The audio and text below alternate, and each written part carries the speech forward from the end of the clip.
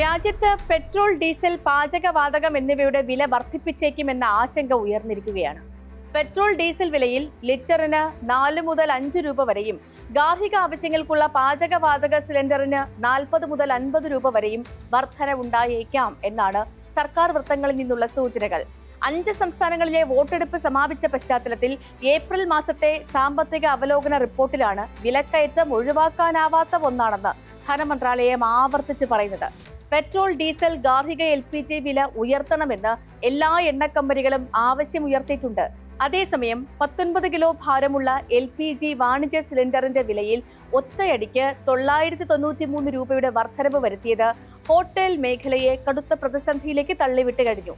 വില വർധനവിൽ പ്രതിഷേധിച്ച് ഈ മാസം വരുന്ന 6-ാം തീയതി ഹോട്ടലുകൾ അടച്ചിട്ട് പ്രതിഷേധിക്കുമെന്നാണ് ഹോട്ടൽ ഉടമകളുടെ സംഘടന പ്രഖ്യാപിച്ചിരിക്കുന്നത്. ഈ ഒരു പശ്ചാത്തലത്തിൽ ഇന്നത്തെ സ്പോട്ട്ലൈറ്റ് പരിശോധിക്കുന്നതും ഇതുതന്നെയാണ്. ഇന്ധന തീയിൽ നിന്നും നാം വിലക്കയറ്റത്തിന്റെ വറചട്ടിയിലേക്ക്. പശ്ചിമേഷ്യൻ യുദ്ധ സംഘർഷങ്ങളുടെ പശ്ചാത്തലത്തിൽ വിലക്കയറ്റം ഒഴിവാക്കാനാവില്ല എന്ന് ഏപ്രിൽ മാസത്തെ സാമ്പത്തിക അവലോകന റിപ്പോർട്ടിൽ ധനമന്ത്രാലയം എടുത്തു പറഞ്ഞിട്ടുണ്ട്. വൈകാതെ സമസ്ത മേഖലകളിലും വിലക്കയറ്റം ബാധിച്ചേക്കും. ഹോർമൂസ് കടലിടുക്കിലെ ഗതാഗത തടസ്സങ്ങൾ ഇന്ത്യയുടെ ഊർജ്ജ മേഖലയെ സാരമായി തന്നെ ബാധിച്ചിരിക്കുന്നു. എണ്ണ ടാങ്കറുകളുടെ സഞ്ചാരം തടസ്സപ്പെടുന്നത് രാജ്യത്ത് ഇന്ധന പ്രകൃതിവാതക LPG ക്ഷാമം രൂക്ഷമാക്കിയിട്ടുണ്ട്. അസംസ്കൃത എണ്ണ വില ബാരലിന് $116.5 എത്തിക്കഴിഞ്ഞു. ഫെബ്രുവരി അവസാനത്തിൽ യുദ്ധം ആരംഭിക്കുന്നതിന് മുൻപ് $70 ആയിരുന്ന എണ്ണവിലയാണ് ഇപ്പോൾ $126 വരെ എത്തിയിരിക്കുന്നത്. എണ്ണവിലയിലെ കുതിച്ചുകയറ്റം വൻ വിലക്കയറ്റത്തിന് കാരണമാകുമെന്നാണ് മുന്നറിയിപ്പ്.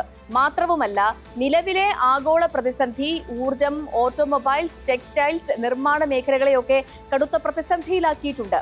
ഓഹരി വിപണിയിലാകട്ടെ വമ്പൻ തകർച്ചയാണ് രേഖപ്പെടുത്തുന്നത്. ക്രൂഡ് ഓയിൽ വില വർദ്ധിക്കുന്നത് കൊണ്ട് തന്നെ ഡോളർ കരുത്താർജിക്കുകയാണ്. ഇത് ഇന്ത്യൻ രൂപയെ തകർച്ചയിൽ നിന്നും തകർച്ചയിലേക്ക് നയിക്കുന്നുണ്ട്. വിമാന ഇന്ധന വില ഉയർന്നതോടെ സാധാരണക്കാരായ പ്രവാസികൾ ഉൾപ്പെടെയുള്ള യാത്രക്കാർ ടിക്കറ്റ് നിരക്ക് വർധനയിൽ പൊറുതിമുട്ടിയിരിക്കുകയാണ്. പശ്ചിമേഷ്യൻ സംഘർഷങ്ങളുടെ പ്രത്യാഘാതമായി പണപ്പെരുപ്പം കൂടാനും സാധ്യതയുണ്ടെന്നാണ് ധനമന്ത്രാലയം നൽകുന്ന മുന്നറിയിപ്പ്. നിത്യജീവിതം താറുമാറാകും വിധം ഇന്ധന വില വർധനവിന്റെ കരിനിഴലിലാകുമോ എന്ന ആശങ്കയിലാണ് രാജ്യം. രാജ്യാന്തര വിപണിയിൽ അസംസ്കൃത എണ്ണയുടെ വില വർദ്ധിക്കുന്ന സാഹചര്യത്തിൽ ആഭ്യന്തര വിപണിയിലും വില പുതുക്കണമെന്ന് കമ്പനികൾ അവകാശപ്പെട്ടു കഴിഞ്ഞു. നിലവിൽ 1 ലിറ്റർ പെട്രോളിന് 20 രൂപ നഷ്ടമാണെന്നാണ് കമ്പനികളുടെ അവകാശം. വൈകാതെ ഡീസലിൽ വരുന്ന നഷ്ടം ലിറ്ററിന് 100 രൂപയിലേക്ക് എത്തുമെന്നും മുന്നറിയിപ്പ് നൽകുന്നുണ്ട്. അപ്പോൾ ഈ ഒരു ആവശ്യം തൽക്കാലം കേന്ദ്ര സർക്കാർ അംഗീകരിച്ചിട്ടില്ല. ഒരാഴ്ചയ്ക്കുള്ളിൽ തന്നെ ഇക്കാര്യത്തിൽ ഒരു വ്യക്തത വരുമെന്നാണ് സർക്കാർ വൃത്തങ്ങൾ അറിയിച്ചിരിക്കുന്നത്. വില വർധനവ് അംഗീകരിക്കുകയാണ് എങ്കിൽ ഏകദേശം 4 വർഷത്തിനു ശേഷമാകും നമ്മുടെ രാജ്യത്ത് ഇന്ധന വിലയിൽ വർധനവുണ്ടാകുന്നത്. പശ്ചിമേഷ്യയിലെ സംഘർഷങ്ങളെ തുടർന്ന് രാജ്യാന്തര വിപണിയിൽ ക്രൂഡ് ഓയിൽ വില ബാരലിന് $100 മുകളിലെത്തിയതോടെ തങ്ങൾ വലിയ നഷ്ടം നേരിടുകയാണെന്ന് എണ്ണ കമ്പനികൾ വാദിക്കുന്നുണ്ട്. ലിറ്ററിന് 10 മുതൽ 20 രൂപ വരെ വർദ്ധിപ്പിക്കണമെന്നാണ് ഇവരുടെ ആവശ്യം. തിരഞ്ഞെടുപ്പ് നടപടികൾ പൂർത്തിയായെങ്കിലും ഉടൻ വില വർദ്ധിപ്പിക്കുന്നത് സാധാരണക്കാരെ ദോഷകരമായി ബാധിക്കുമെന്നാണ് സർക്കാർ വിലയിരുത്തൽ. ഇന്ധനവില വർധനവ് സംബന്ധിച്ച് നിലവിൽ യാതൊരു ശുപാർശയും പരിഗണനയിലില്ല എന്ന് പെട്രോളിയം മന്ത്രാലയം വ്യക്തമാക്കിയിട്ടുണ്ട്. അതേസമയം തന്നെ ഈ കമ്പനികൾ പെട്രോൾ പമ്പുകളിലേക്കുള്ള ഇന്ധന വിതരണം പരിമിതപ്പെടുത്തുന്നു എന്നൊരു പരാതി കൂടി ഉയരുന്നുമുണ്ട്. 5 സംസ്ഥാനങ്ങളിലെ തിരഞ്ഞെടുപ്പിന് പിന്നാലെ തന്നെ 19 കിലോ ഭാരമുള്ള LPG വാണിജ്യ സിലിണ്ടറിന്റെ വിലയിൽ ഒറ്റയടിക്ക് 993 രൂപയുടെ വർധനവ് വരുത്തിയത് ഹോട്ടൽ മേഖലയെ കടുത്ത പ്രതിസന്ധിയിലേക്ക് തള്ളിവിട്ടിരിക്കുകയാണ്. ചരിത്രത്തിലെ തന്നെ ഏറ്റവും വലിയ ഒറ്റദിന വർധനവാണിത്. കഴിഞ്ഞ ഫെബ്രുവരി മുതൽ ഇതുവരെ 1380 രൂപയാണ് കൂടിയത്. വെറും 3 മാസത്തിനുള്ളിൽ 81% വർധനവ്. പുതുക്കിയ നിരക്ക് പ്രകാരം ഡൽഹിയിൽ വാണിജ്യ സിലിണ്ടറിന്റെ വില 3072 രൂപയായും മുംബൈയിൽ 3024 രൂപയായും ഉയർന്നു. ഫെബ്രുവരി 28-ന് ഇറാൻ യുദ്ധം ആരംഭിച്ചതിനു ശേഷം ഇത് 3-ാം വട്ടമാണ് വാണിജ്യ സിലിണ്ടറുകളുടെ വില വർദ്ധിപ്പിക്കുന്നത്. മാർച്ച് മാസത്തിൽ 144 രൂപയും ഏപ്രിലിൽ 200 രൂപയും വർദ്ധിപ്പിച്ചിരുന്നു.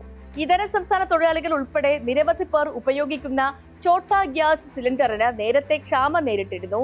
നിരവധി പേർ നാട്ടിലേക്ക് മടങ്ങുന്ന സാഹചര്യവും ഉണ്ടായി. പുതിയ വർധനവ് ഹോട്ടലുകൾ, അതേപോലെ റെസ്റ്റോറന്റുകൾ, മറ്റ് ചെറുകിട വ്യവസായങ്ങൾ എന്നിവയൊക്കെ വലിയ പ്രതിസന്ധിയിലാക്കിയിട്ടുണ്ട്. ഗ്യാസ് വില വർധനവിൽ പ്രതിഷേധിച്ച് ഈ മാസം 6-ന് അടച്ചിട്ട് പ്രതിഷേധിക്കുമെന്ന് ഹോട്ടൽ ഉടമകളുടെ സംഘടന പ്രഖ്യാപിച്ചു കഴിഞ്ഞു. വൻ വിലക്കയറ്റം ഹോട്ടൽ മേഖലയുടെ നിലനിൽപ്പിനെ തന്നെ ബാധിക്കുമെന്നാണ് അവർ ആശങ്കപ്പെടുന്നത്. ശരാശരി ഹോട്ടലിന് ഒരു ദിവസം 4 സിലിണ്ടർ വരെ ഗ്യാസ് വേണ്ടിവരും. അപ്പൊ ഇങ്ങനെ 4 സിലിണ്ടർ ഉപയോഗിക്കുന്ന ഇടത്തരം ഹോട്ടലുകൾക്ക് ഒരു മാസം ഗ്യാസ് ഇനത്തിൽ മാത്രം 1.5 ലക്ഷം രൂപയുടെ അധിക ചെലവാ വരുന്നത്. ഇക്കഴിഞ്ഞ ജനുവരിയിൽ 1800 രൂപയായിരുന്ന സിലിണ്ടർ വിലയാണ് 3100 കടന്നിരിക്കുന്നത്.